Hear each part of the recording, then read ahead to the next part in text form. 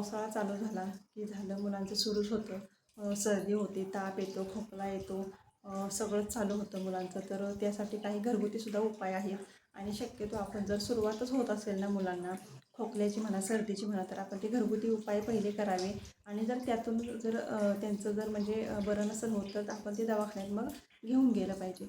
पण जास्तीत जास्त जर सुरुवात असेल, थोडक्यात थोडी सर्दी असेल, तर आपण ते घरगुती उपाय नक्की करू शकतो आणि त्यानं 100% फरक पडतो मुलांना. कारण ते आपली करतो, मी तर करते. तर ते त्याचा म्हणजे इफेक्ट जो आहे तो चांगलाच आहे आणि असे 4-5 प्रकार आहेत म्हणजे मी करते माझ्या मुलांना. शांत न बसणारं जर बाळ असेल तर ते नाही करावं आणि तो शक्यतो टाळावाच करायला, मला तर असं वाटतं. तर मी या व्हिडिओमध्ये जास्तीत जास्त तुम्हाला शेअर करण्याचा प्रयत्न केला आहे की कशा पद्धतीने आपण ते उपाय आहेत ते करू शकतो. तर व्हिडिओ शेवटपर्यंत स्किप न करता बघा आणि व्हिडिओ आवडला तर व्हिडिओला लाईक जरूर करा आणि चॅनल जर नवीन असाल तर चॅनलला सबस्क्राईब मात्र नक्की करा. तर व्हिडिओला आपण सुरुवात करायच्या आधी मला हे महत्त्वाचं सांगायचं, मला मुलांना आपल्या सर्दी झाली असेल आणि खोकला वगैरे होत असेल, जर म्हणजे थोडक्यात थोडा असेल, तर आपण डॉक्टरच्याकडे घेऊन जरी गेलो ना तरी डॉक्टर आपल्याला फक्त हे सांगत असतात की तुम्ही घरगुती उपाय जे आहेत ते तुम्ही चालू ठेवा.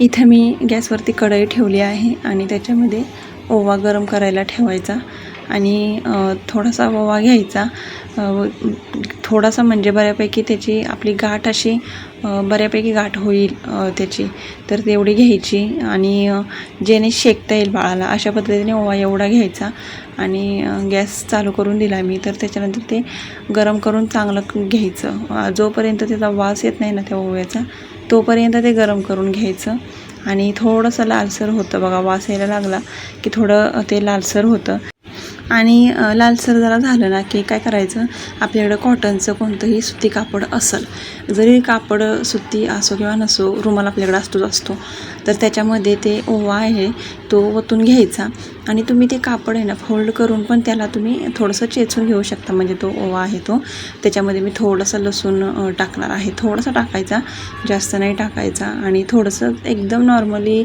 हलक्या हाताने ते ओवा ठेचून घ्यायचा, जेणेकरून त्याचा वास आहे ना बाहेर असं म्हणजे आला पाहिजे. आणि लसूण आहे त्याला पण एकदम थोडासा मी ठेचून असा घेतला. त्याच्यानंतर त्याची आपल्याला गाठ बांधायची आहे, अशी गोल अशी व्यवस्थित गाठ बांधायची आहे.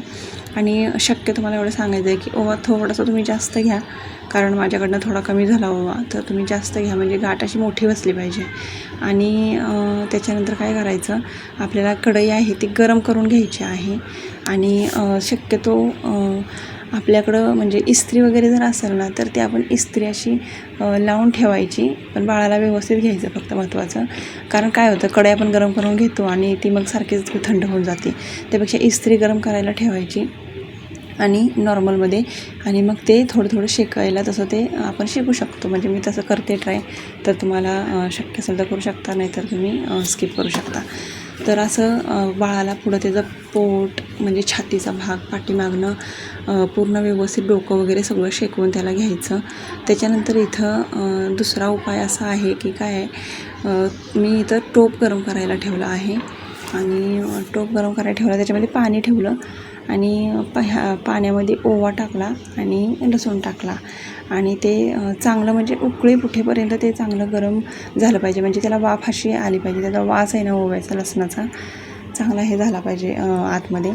आणि मग त्याच्यामध्ये परत थोड्या वेळानं गरम झालं की मग त्याच्यामध्ये ते पाणी गरम थोडं होऊन द्यायचं, तर नंतरच विक्स आपण ॲड करायचं त्याच्यामध्ये. नाहीतर काय होतं, ते गार असेल पाणी थंड तर ते विक्स काय वितळू जात नाही, त्यामुळे ते वितळून गेलं पाहिजे विक्स.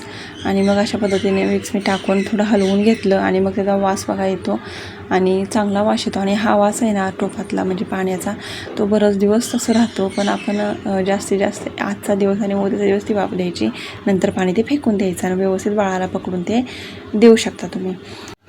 तर त्याच्यानंतर 3 नंबरचा असा उपाय आहे की कढई आपण गरम करायला ठेवली आणि म्हणाल तुम्ही आता की मगाशी केलं तेच करते, तर नाही, हे थोडं वेगळं आहे. म्हणजे तर कढई गरम करायला ठेवली, त्याच्यामध्ये मी ओवा टाकला आणि लसूण टाकला आणि चांगलं गरम होऊन द्यायचं आणि बाळाला सोसल अशा हिशोबात, म्हणजे जास्त जवळ पण नाही पकडायचं, एकदम व्यवस्थित पकडून अशी वाफ द्यायची.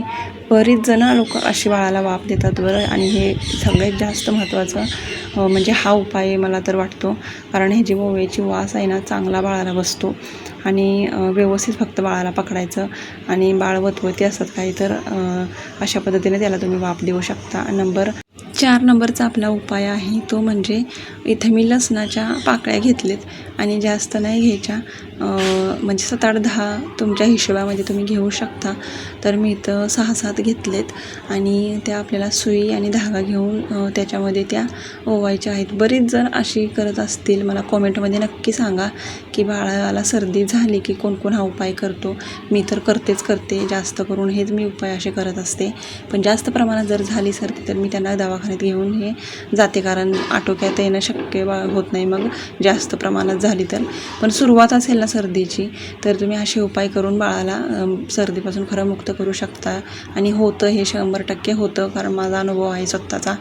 तर इथं मी थोडंसं बाळाला म्हणजे ते लसूण आहे ना ते थोडं त्याच्यामध्ये सुईनं असं हे करून घ्यायचं, होल पाडून, का तर वास लसणाचा आला पाहिजे. आणि त्याच्या गळ्यामध्ये अशा पद्धतीने बांधायचं. तर मी इथं बाळ आहे ते बाहुल्याचं बाळ केलं आहे, ओरिजिनल बाळ नाही घेतलं तर तुम्ही समजून घ्याल. तर इथं मी 4-5 नंबरचा माझा जो प्रकार आहे तर तो मी टोप गरम करायला ठेवला. आणि आपल्याला कोकोनट ऑइल घ्यायचं आहे, खोबरेल तेल, का तर तेच तेल सगळं खरंच चांगलं असतं सगळ्यासाठी.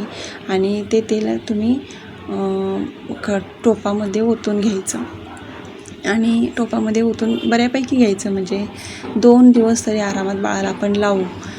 त्याच्या छाती पाठीला, त्याच्या पायाला आणि त्याच्या डोक्याला, तळहाताला अशा हिशोबात घ्यायचं. ते तेल बऱ्यापैकी घ्यायचं. 2 दिवस तरी वास राहतो. जास्त प्रमाणात नाही घ्यायचं, कारण काय होतं जास्त क्वांटिटीमध्ये आपण घेतलं तेल तर त्याचा त्यानंतर वास हळूहळू निघून जातो. तर मी 2 दिवसाच्या हिशोबात तेल घेते आणि 2 दिवसाचं ते करून ठेवते मी. तर त्यामध्ये लसूण टाकला आणि ओवा टाकला आणि ते आपण चांगलं गरम करून घ्यायचं लालसर ते होईपर्यंत. आणि मग त्याच्यामध्ये अर्क उतरला की ते आपण एका डब्यामध्ये काढून घ्यायचं. तर मी इथे एक डब्बाच त्याच्यासाठी केला आहे आणि त्याच डब्यामध्ये मी गरम करून महत्त्वाचं लावायचं ते बाळाला तेल. त्याच्यामध्ये बघा अशा पद्धतीने मी ते काढून घेतलं. आणि हे तेल तुम्ही बाळाच्या टाळूवरती ओतून, मग ते बाळ छोटं का असं ना 5 वर्षापर्यंत तुम्ही हा उपाय करू शकता. त्याच्या पाठीला लावायचं, त्याच्या छातीला लावायचं, पायाला लावून थोडी मसाज करायची, त्याच्या तळहाताला लावायचं. असं लावून रात्री झोपायच्या आधी तुम्ही लावू शकता. तर मी हा सुद्धा उपाय करते. यानंसुद्धा बाळाला भरपूर प्रमाणात आराम पडतो. आणि जरी त्याला सर्दी झाली असेल किंवा कफ झाला असेल तरी यापासून बाळाला आराम पडतो. तर मी बघा तुम्हाला अशा पद्धतीने लावून दाखवलं. आणि असं ते थोडीशी मसाज करायची त्याची, डोक्याला तुम्ही लावून ठेवू शकता. फक्त छाती पाठीला आणि पायाला, हाताला वगैरे अशी थोडीशी हलक्या हाताने मसाज करायची. तर कसे वाटले माझे उपाय मला कॉमेंटमध्ये नक्की सांगा. आणि चॅनलवरती नवीन असाल तर प्लीज चॅनलला सबस्क्राईब मात्र नक्की करा. आणि व्हिडिओ आवडला तर व्हिडिओला लाईकही करा. धन्यवाद. भेटूयात नेक्स्ट व्हिडिओमध्ये.